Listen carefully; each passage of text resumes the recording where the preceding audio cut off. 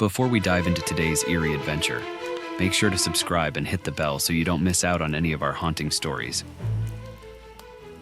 Welcome back to Past the Pumpkin's Glow. Let's dive right into our stories tonight.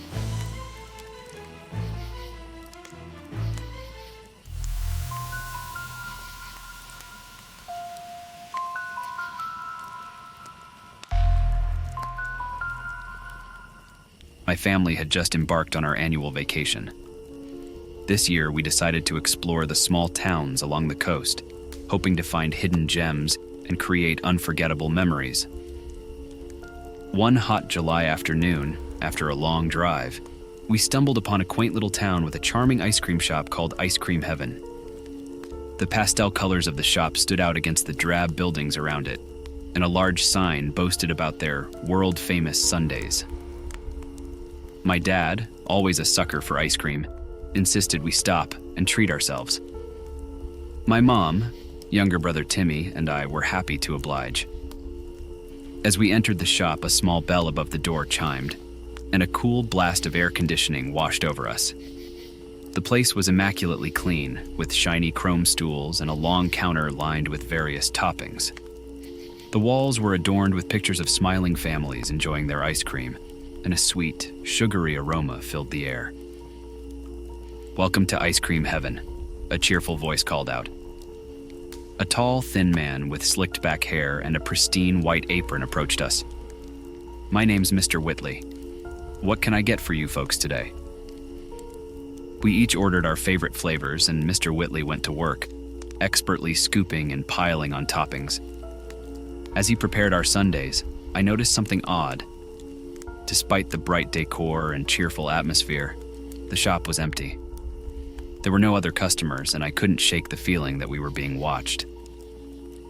"Here you go, some ice," Mr. Whitley said, presenting our sundaes with a flourish. We thanked him and found a booth by the window. The ice cream was delicious, but there was something unsettling about the place that made it hard for me to relax. As we enjoyed our treats, Timmy pointed to a door at the back of the shop. "What's back there?" he asked, his curiosity piqued. Mr. Whitley's smile faltered for a moment, but he quickly regained his composure. "Oh, that's just the storage room. Nothing interesting back there, I'm afraid." Timmy, being the mischievous 8-year-old he was, decided to investigate anyway. He slipped out of the booth and headed for the door before we could stop him. "Timmy, come back here," my mom called, but it was too late. The door creaked open and Timmy disappeared inside. A few moments later, we heard a loud crash and Timmy's frightened yelp. My dad and I rushed to the door, with Mr. Whitley close behind. As we entered the dimly lit storage room, a chill ran down my spine. The room was cluttered with boxes and old equipment, but what caught our attention was a large, rusty freezer against the far wall. Timmy stood frozen in front of it, his face pale with fear. "What happened, buddy?" my dad asked, placing a comforting hand on Timmy's shoulder. Timmy pointed to the freezer. "I heard noises coming from inside," he whispered. Mr. Whitley laughed nervously. "Old pipes, I'm afraid they make all sorts of strange noises. Now, why don't we get you back to your ice cream?" But Timmy was insistent. "No, it sounded like someone was inside. We have to open it." My dad hesitated, but the fear in Timmy's eyes was undeniable. He stepped forward and grabbed the handle of the freezer. Mr. Whitley reached out as if to stop him, but then withdrew his hand, a strained smile on his face. With a groan, the freezer door swung open, revealing a shocking sight. Inside were dozens of old, melted ice cream tubs, but that wasn't what made us gasp. Among the tubs were faded photographs of children, all smiling and holding ice cream cones. Their faces were eerily familiar. My mom, who had joined us in the storage room, gasped and covered her mouth. "Those are the kids from the pictures on the wall," she whispered. A cold dread settled over us as we realized the truth. The smiling families in the photos weren't customers. They were victims. My dad slammed the freezer door shut and grabbed Timmy's hand. "We're leaving," he said firmly. Mr. Whitley didn't try to stop us. His cheerful facade had crumbled, revealing a sinister expression. "Thank you for visiting Ice Cream Heaven," he said, his voice dripping with malice. "I hope you enjoyed your Sundays." We didn't look back as we hurried out of the shop and into our car. My dad drove away as fast as he could, and we didn't stop until we reached the next town. We reported the incident to the local authorities, but when they investigated the shop, they found it abandoned and empty. To this day, I don't know what happened at Ice Cream Heaven or what Mr. Whitley's true intentions were, but the memory of that summer vacation still sends shivers down my spine, and I've never been able to enjoy ice cream the same way again. If you ever come across a quaint little ice cream shop that seems too good to be true, take my advice. Stay away. Some treats come with a price that's too high to pay.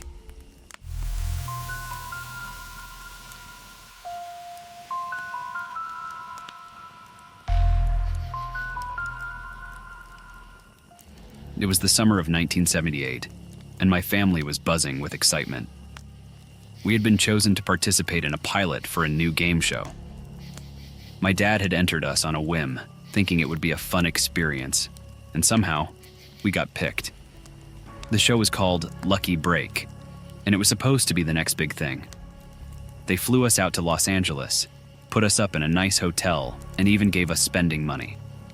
For a middle-class family from Ohio, it was like a dream come true.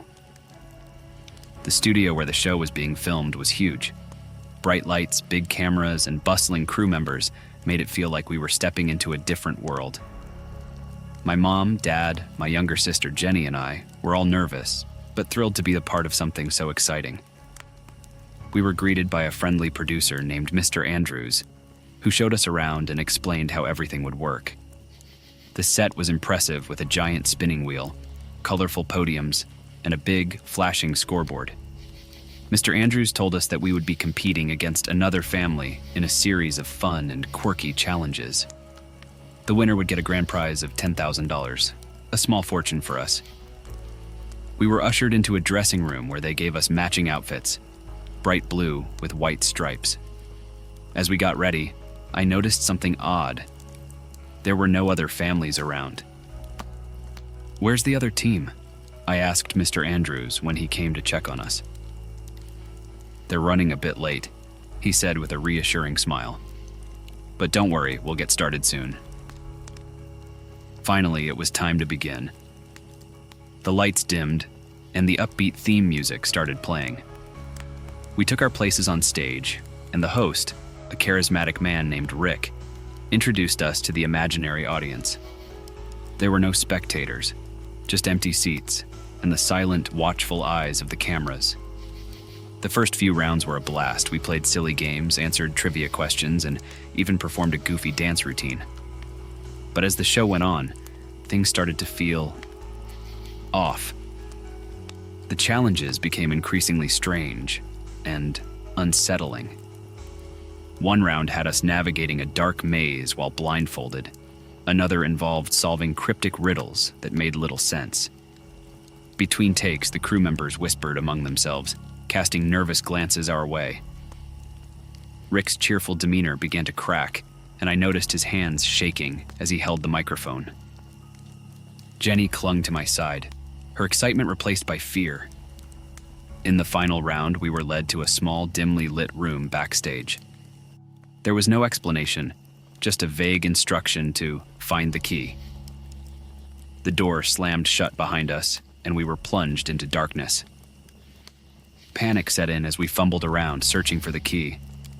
The walls seemed to close in, and I could hear Jenny's muffled sobs. After what felt like an eternity, the door finally opened, and Mr. Andrews stood there with a forced smile. "Congratulations," he said. "You've completed the game." We were hurried off the set and back to our dressing room. The atmosphere was tense, and the cheerful facade had completely vanished. Mr. Andrews handed my dad an envelope and muttered something about confidentiality and legal agreements.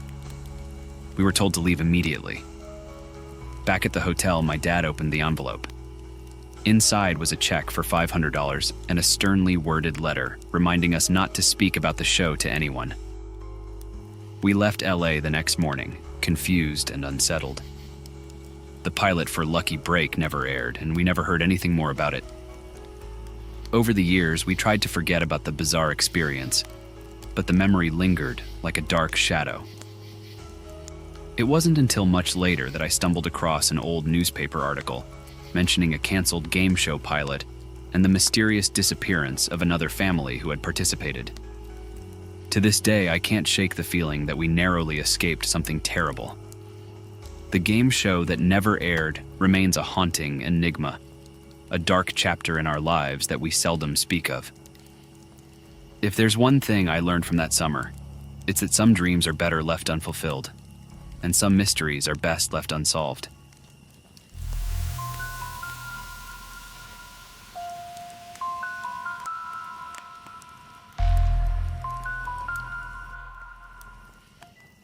I was 19, looking for adventure before starting my sophomore year of college.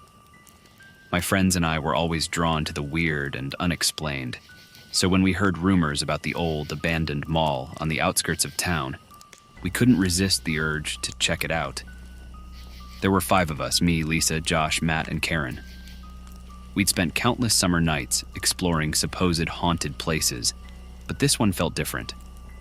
The mall had been closed for nearly a decade, ever since a tragic fire had gutted part of it. Despite the years of neglect, the structure still loomed ominously against the sky, a decaying monument to forgotten commerce. One hot July evening, we decided to go. Armed with flashlights and a sense of invincibility only teenagers possess, we drove to the edge of town and parked a few blocks away to avoid drawing attention. As we approached the mall, the air seemed to grow colder, and an uneasy silence fell over our group. "Are we really doing this?" Lisa asked, her voice wavering slightly. "Come on, it'll be fun," Josh said, though his attempt at bravado didn't quite mask his own nervousness. We found an opening where a section of the chain-link fence had been cut, and one by one, we slipped through. The entrance to the mall was boarded up, but Matt found a way in through a broken window in what used to be a department store. Inside, the air was stale and thick with dust. Our flashlights cut through the darkness, revealing remnants of a once bustling shopping center.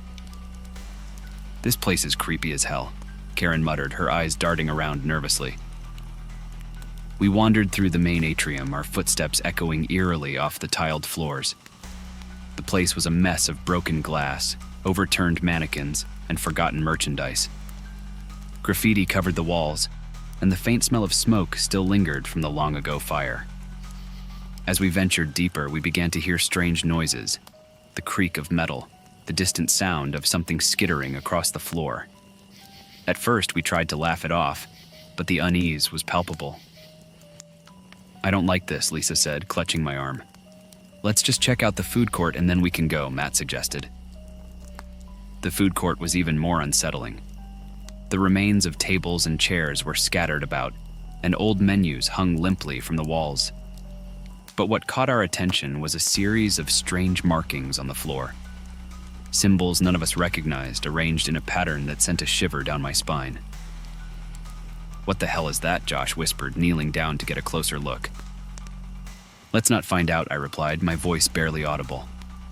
"I think we should leave." But before we could turn back, we heard it. A low, guttural growl that seemed to come from all around us.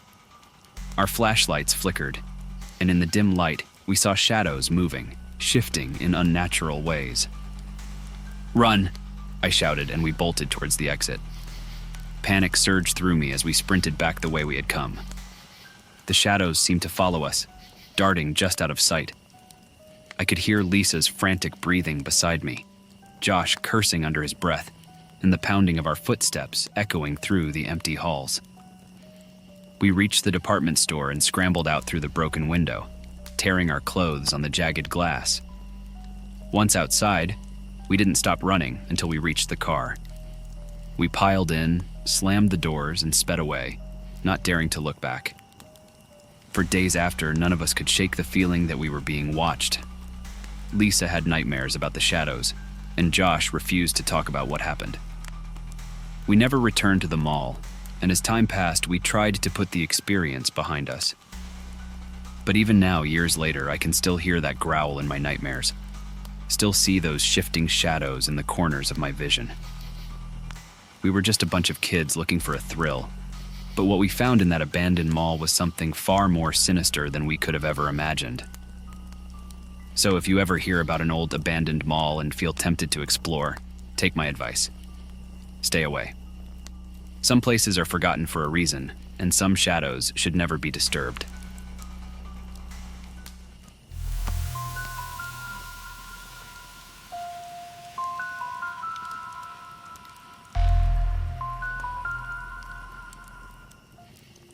It was the summer of 2002, and my family decided to take a cruise for our summer vacation. We were all looking forward to a week of relaxation and adventure aboard the Grand Voyager. My parents, my younger sister Lisa, and I were all set for what we thought would be an amazing time. The first few days were perfect. Sun, pool, activities, you name it, we did it. The ship was like a floating city, and Lisa and I even made a few friends among the other passengers. It was all fun and games until that one evening after a day of exploring a tropical island. My parents wanted to check out a comedy show, but Lisa and I weren't really into it, so we decided to explore the ship. We wandered through the various decks, checking out shops and lounges.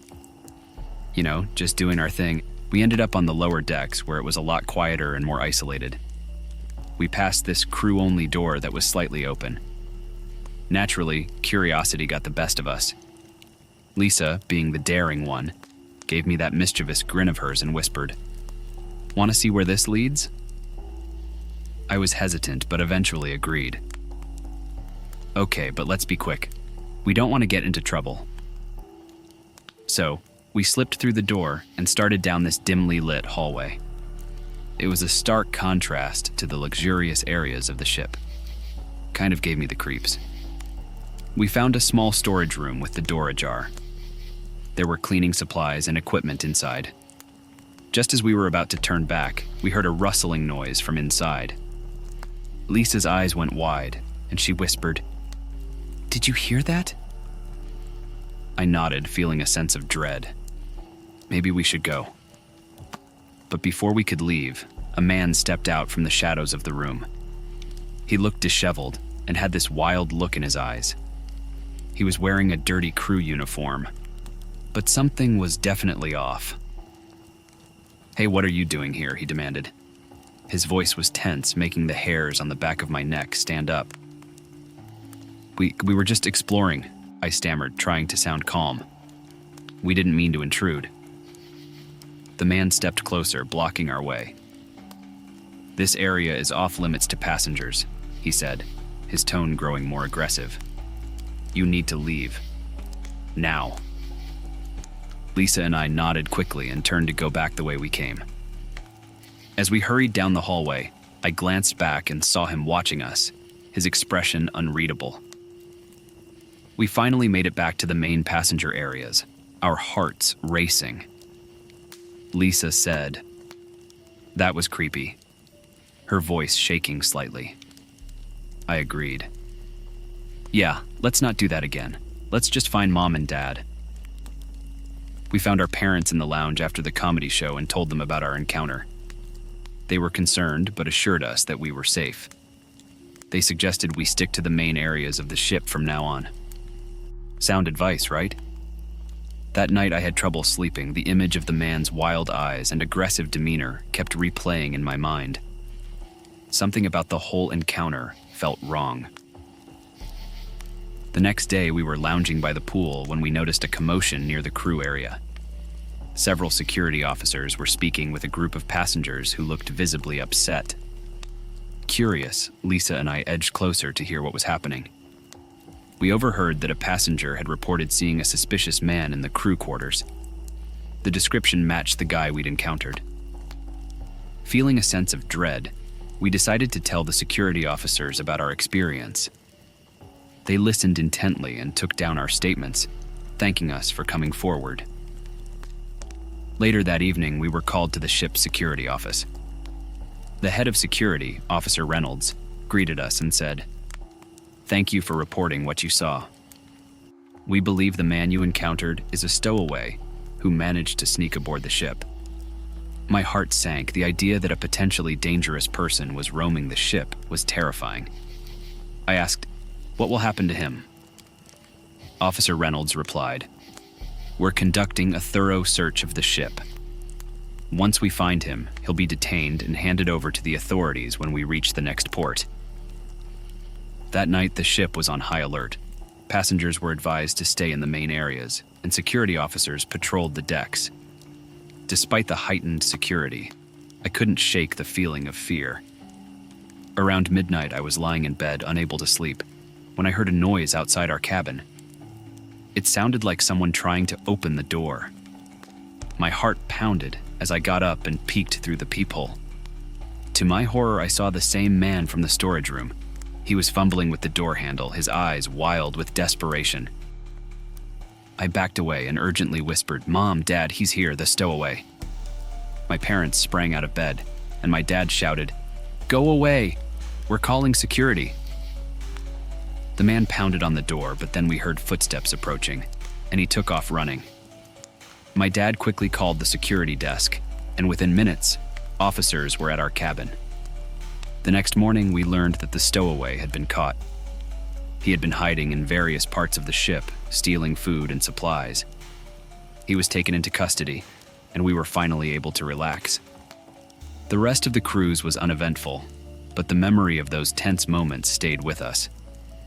It was a stark reminder that even in places designed for relaxation and fun, danger can still lurk. If there's one thing I learned from that experience, it's to always be aware of your surroundings and trust your instincts. If something feels off, it probably is. And never underestimate the importance of reporting suspicious behavior. You never know whose safety might be at stake. So if you ever find yourself on a cruise or in an unfamiliar place, remember to stay vigilant and cautious. Sometimes, the scariest situations are the ones you least expect.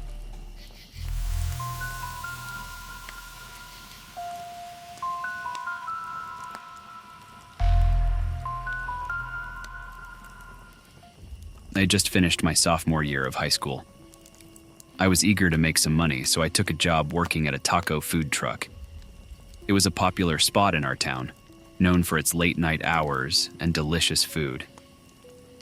The owner, Carlos, was a friendly guy who treated his employees well, and the job seemed perfect. The first few weeks were great. I worked the evening shift, serving tacos to a steady stream of customers. It was busy, but I enjoyed the hustle and the camaraderie with my coworkers. The food truck was parked in a lot near the downtown area, and we always had a mix of regulars and new faces. One night, Carlos asked if I could cover the late shift for him. He had an emergency and needed someone to stay until close, around 3 a.m. I agreed, thinking it would be an easy way to earn some extra cash. Little did I know, that night would change everything. It started out as any other shift. The usual crowd of late-night partiers and night owls came by, and everything was going smoothly. Around midnight, the crowd started to thin out, and by 1 a.m., it was eerily quiet. I was wiping down the counter when I noticed a man standing a few feet away, watching me. He was tall and thin, with a gaunt face and hollow eyes. He wore a dirty trench coat, and his presence sent a shiver down my spine. I forced a smile and asked, "Can I help you?" He stepped closer, his eyes never leaving mine. "I'd like a taco," he said, his voice low and raspy. I quickly prepared his order, feeling increasingly nervous. As I handed him the taco, his hand brushed mine, and I felt a chill run through me. He took the taco without saying another word and walked away, disappearing into the darkness. I tried to shake off the encounter and went back to my cleaning, but the unsettling feeling lingered. A few minutes later, I heard a noise from the back of the truck. It sounded like something had fallen. I grabbed a flashlight and went to investigate. The back of the truck was cramped with supplies and equipment, but everything seemed to be in place.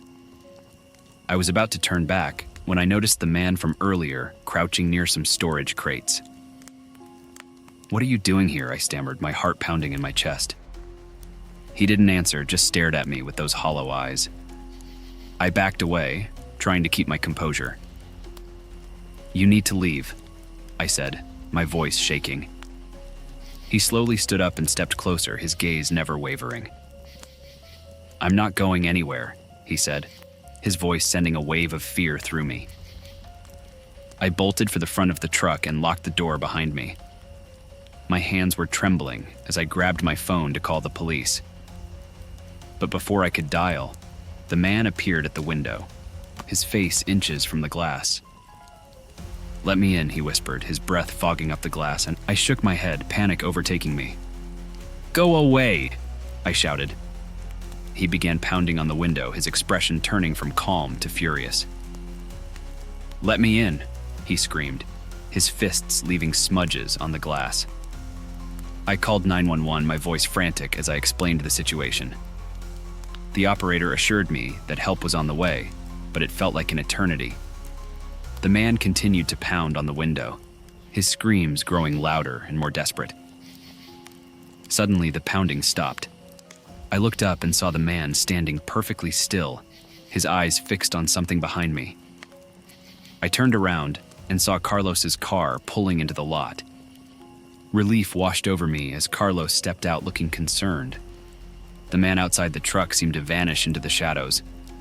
Carlos hurried over and unlocked the door, pulling me into a tight hug. "Are you okay?" he asked, his voice filled with worry. I nodded, tears streaming down my face. "He was trying to get in," I managed to say.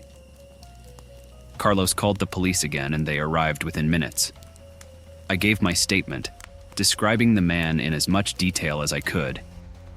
The officers promised to patrol the area more frequently, but I still felt shaken. I never returned to the taco truck after that night. The thought of it still sends chills down my spine. Carlos understood and didn't blame me for quitting. He even offered to help me find a new job, but I declined. I needed time to recover. Years have passed, but I still can't forget the man's hollow eyes and the fear I felt that night. I don't know what he wanted or why he targeted me, but I hope I never find out. If there's one thing I've learned, it's that some encounters are better left behind. So if you ever find yourself working late at night, alone and vulnerable, remember to trust your instincts. And if someone ever asks to be let in, think twice before you open the door. You never know what kind of darkness might be waiting on the other side.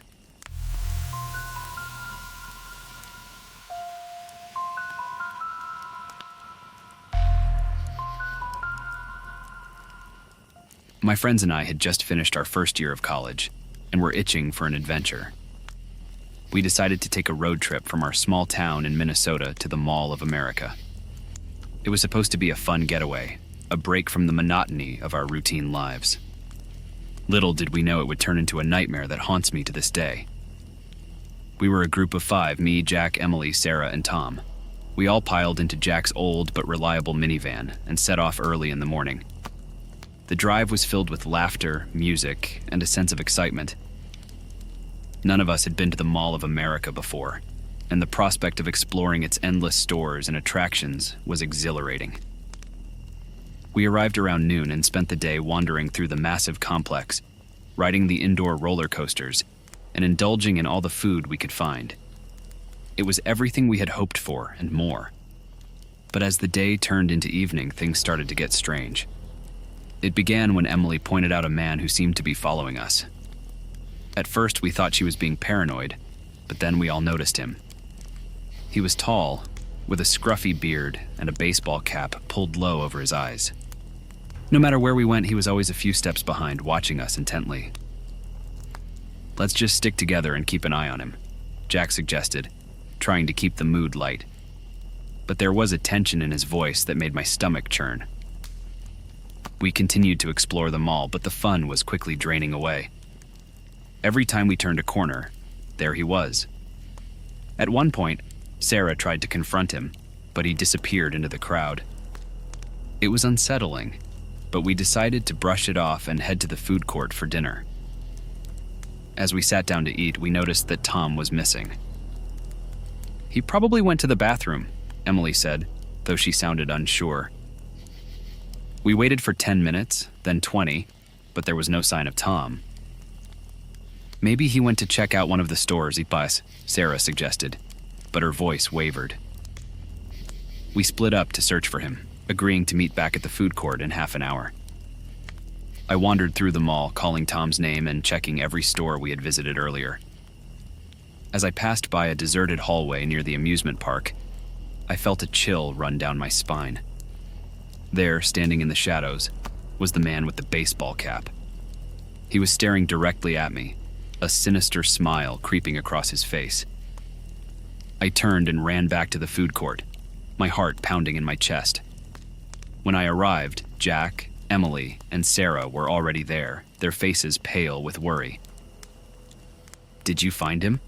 Jack asked urgently. I shook my head, struggling to catch my breath. "We need to call the police, Sarah said, her voice trembling. We agreed and found a security guard who directed us to the mall's security office. The police arrived shortly after and took our statements. They began a search of the mall, but so hours passed with no sign of Tom. By midnight, the mall was closing and we were asked to leave. We drove back to our hotel in silence, each of us lost in our own thoughts. I couldn't shake the image of the man in the hallway, his eyes boring into me with a malevolent intensity. The next morning, we returned to the mall to continue the search, but Tom was nowhere to be found. Days turned into weeks, and despite extensive searches and media coverage, he had vanished without a trace. The police had no leads, and the man who had been following us was never identified. Our summer trip that was supposed to be filled with joy and laughter ended in despair and unanswered questions. The guilt of losing Tom weighed heavily on all of us, but none more so than Jack, who had been Tom's best friend since childhood.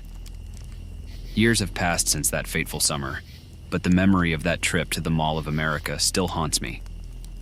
I often wonder what happened to Tom, if he's still out there somewhere, or if he met a darker fate. The only thing I'm certain of is that the Mall of America will never be a place of excitement and wonder for me again. Instead, it's a constant reminder of the friend we lost and the summer that turned into a nightmare. Curious for more creepy tales? Don't just listen to the shadows, join our community of the brave and the bold.